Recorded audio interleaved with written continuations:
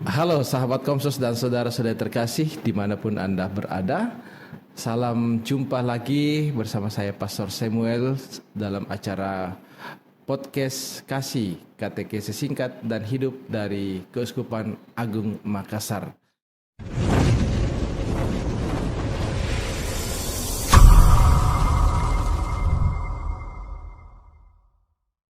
Dalam episode-episode terakhir kita sudah membahas 5 kitab Taurat Musa, dan kita akan berlanjut lagi ke kitab-kitab sejarah.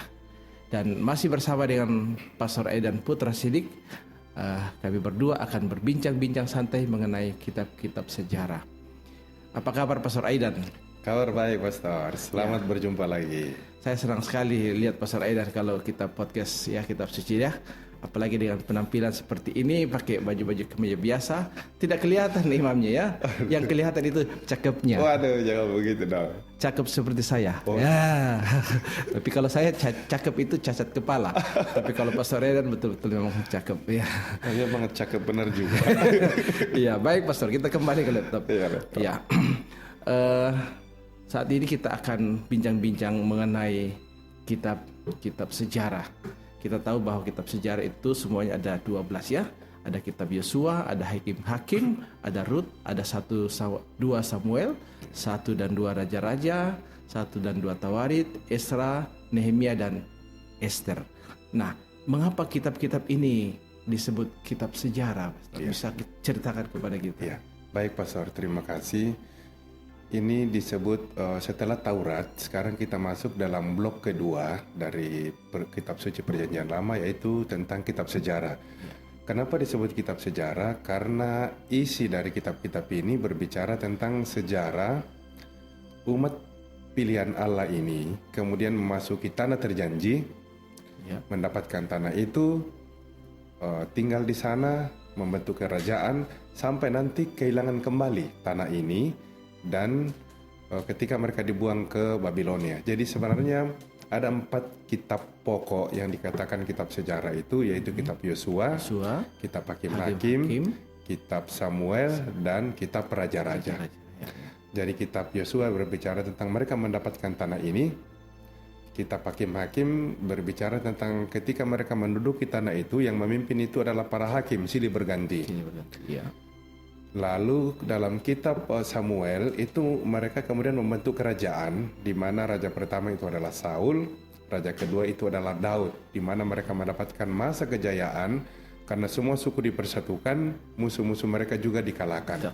Ya, tapi masuk ke dalam kitab Raja-Raja, kemudian disitulah tampil raja yang ketiga, anak dari Daud, yaitu Salomo. Dan Salomo itu juga dalam masa kejayaan mereka. Salomo juga membangun bait Allah di Yerusalem. Tetapi setelah Salomo terjadi perebutan kekuasaan dan kerajaan terpecah. Kerajaan utara dan kerajaan selatan.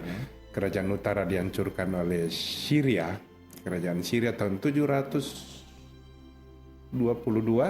Lalu kerajaan selatan dihancurkan oleh kerajaan Babilonia tahun 586 sebelum Masehi, dan akhirnya mereka dibuang ke Babilonia, kehilangan lagi tanah itu. Nah, ini yang dikatakan kitab-kitab sejarah, tetapi sebenarnya yang mau dikatakan di sana bukan laporan sejarah, tetapi sebenarnya adalah kitab sejarah perjalanan iman umat Allah. Ada unsur sejarahnya, tetapi bukan itu yang mau ditekankan, tetapi perjalanan iman yang meliputi kurun waktu kurang lebih 1000 tahun. Dari zaman Musa tahun 1250 sebelum Masehi sampai zaman pembuangan, dan kembali dari pembuangan bahkan sampai zaman Makabe kurang lebih tahun 135 Masehi. Jadi bayangkan itu panjang perjalanan, dan kita melihat itu bagaimana refleksi perjalanan iman yang luar biasa dalam kitab ini. Jadi tetap ada unsur-unsur sejarahnya, ya. Tetapi yang lebih ditekankan atau yang lebih ditonjolkan adalah perjalanan iman, ya. Perjalanan sejarah iman bangsa Israel. Betul. Ya. Jadi pengalaman iman, tetapi memakai pengalaman historis ya, yang melihat bagaimana penyertaan Tuhan sebenarnya. Artinya juga memaknai sejarah itu ya, sejarah itu dimaknai menjadi pengalaman iman dan persis perjalanan itu, iman. Pastor, ya.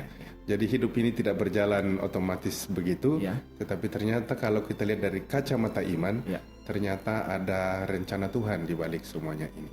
Ya, ya. Baik, terima kasih Pastor. Kitab pertama dari sejarah ini adalah Yosua ya. Iya, betul. Nah, bagaimana sejarahnya kitab ini dan kira-kira apa yang Pastor mau sampaikan kepada sahabat Komsos dan saudara-saudari tentang kitab Yosua ini? Apa intinya, apa yang menjadi bahan perenungan itu di kitab Yosua ini? Baik, Pastor.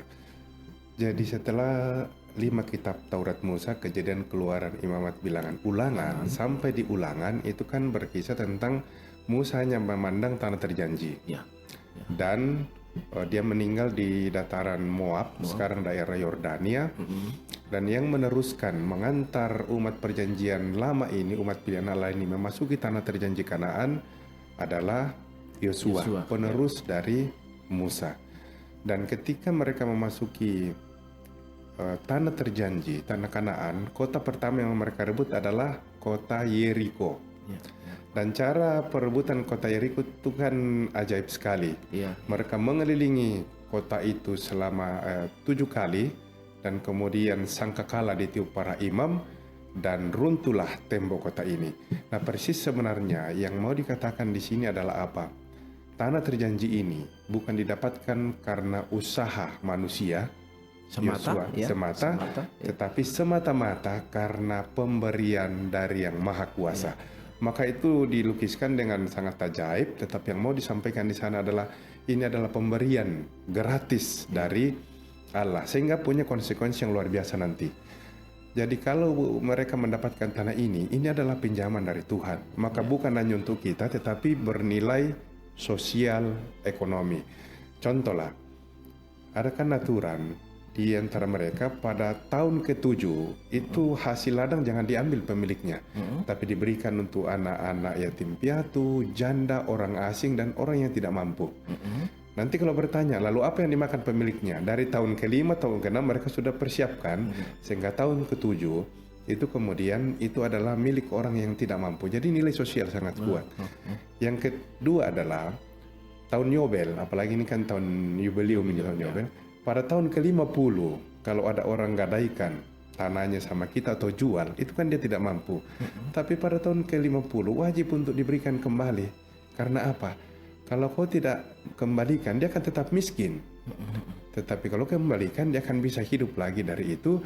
Dan ingat, ini tanah adalah dipinjamkan oleh Allah kepada kita, maka jangan hanya untuk kita, tetapi aspek sosial.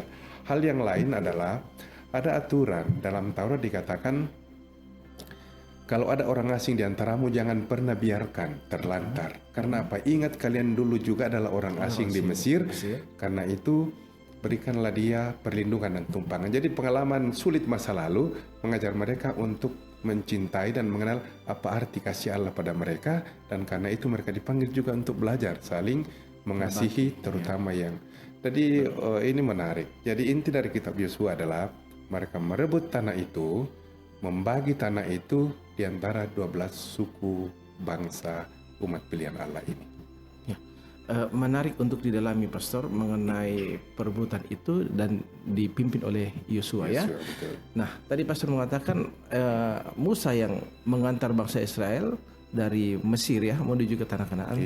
Justru malah dia tidak diberi kesempatan untuk masuk ke tanah terjanji. Betul. Itu ya. Nah, kira-kira ini mengapa? Apakah Musa kena denda, kena hukuman atau apa? Sampai kok cuma Yosua yang boleh diperkenalkan masuk? Iya, betul. Oh, jadi Musa, jadi kalau dari kacamata manusia pernah juga kita bahas ya, mungkin dalam kitab Ulangan, dia sebenarnya memberikan segala-galanya.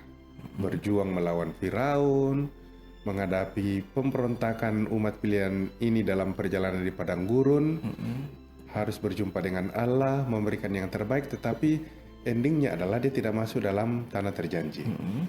Sejauh informasi yang kita dapatkan itu 2 alasan kenapa dia tidak diizinkan masuk. Yang pertama adalah ketika di Meriba itu mereka, makanya terkenalkan kisah Masa dan Meriba. Mereka kehilangan, tidak punya air. Lalu mereka, bangsa ini minta, mana air daripada kami mati kehausan di sini. Musa menghadap Tuhan dan mengatakan, katakanlah Allah akan memberikan kalian air. Tetapi Musa mungkin karena kejengkelannya ya tidak lagi mengatakan Allah, tapi dia bilang kalian pikir kami, dia menunjuk sama dirinya bersama Harun tidak bisa memberikan air pada kalian, dan dia pukul 2 kali itu batu keluarlah. Tetapi sebenarnya yang mau dikatakan di sana adalah semua yang lahir di Mesir dan berangkat menuju tanah terjanji itu semuanya meninggal di padang gurun, termasuk Musa. Karena pelanggaran, ketidaksetiaan, pemberontakan kepada Allah. Jangan lupa misalnya lembu tuangan emas itu di kaki Gunung Sinai. Nah, hanya 2 orang yang diizinkan masuk ke tanah terjanji, yaitu Yosua bin Nun dan Kaleb bin Yefune.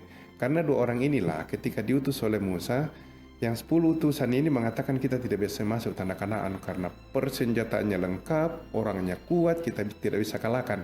Tapi 2 orang ini, Kaleb dan Yosua, mengatakan meskipun kita kecil, tidak punya persenjataan yang kuat seperti mereka, tetapi Tuhan akan menolong kita dan akan membantu kita merebut tanah terjanji ini. Dan betul itu yang dialami oleh Yosua. Ketika Yosua memimpin bangsa ini masuk ke tanah terjanji, mereka merebut kota Yeriko dengan sangat mudah. Karena itu terbukti bahwa betul Tuhanlah yang menjadi pelindung bagi kita. Dan saya kira ini arti kata Yosua. Kata Yosua kan dari kata Yeshua, artinya Allah pelindungku, Allah penyelamatku. Dan kalau kita hubungkan nanti dengan perjanjian baru, itu senada seakar dengan kata Yesus, Yosua. Kalau Yosua mengantar umat Allah ini masuk tanah terjanji Kanaan, Yesus juga mengantar umat manusia setelah melewati padang gurun kehidupan menuju tanah terjanji surgawi. Jadi selalu ada korelasi kaitannya. Ya. Baik, menarik sekali Pastor untuk kitab Yosua ini ya. Nah, dari kisah-kisah yang ada dalam kitab Yosua ini, apa yang baik untuk direnungkan oleh umat beriman? Iya. Saya kira poin yang pertama adalah kalau kita belajar, hidup ini adalah sebuah perjalanan pesyarahan. Seperti umat pilihan Allah ini, mereka melintasi padang gurun. Dan harapan kita adalah kita tidak akan berhenti di dunia ini, tetapi kita harapkan tujuan hidup ini akan dimahkotai. Yang dalam kacamata iman, kita bisa mengatakan bahwa akan dimahkotai dengan kebangkitan mulia menuju tanah air surgawi. Dan dalam perjanjian lama kita melihat gambaran yang utuh tentang itu, karena kan sempurna dalam refleksi perjanjian baru. Nanti Kristus mengantar kita pada tanah air surgawi.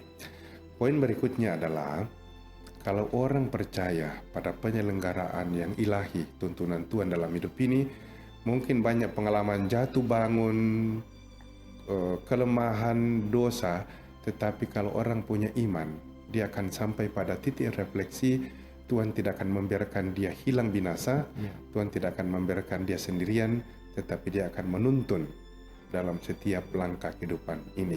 Lalu poin yang ketiga adalah seperti mereka mendapatkan tanah terjanji, tetapi tanah terjanji ini adalah berkat dari Tuhan, dan karena itu sampai pada titik ini saya mendapatkan berkat dari Tuhan, dan saya juga dipanggil menjadi saluran berkat kepada sesama. Ya.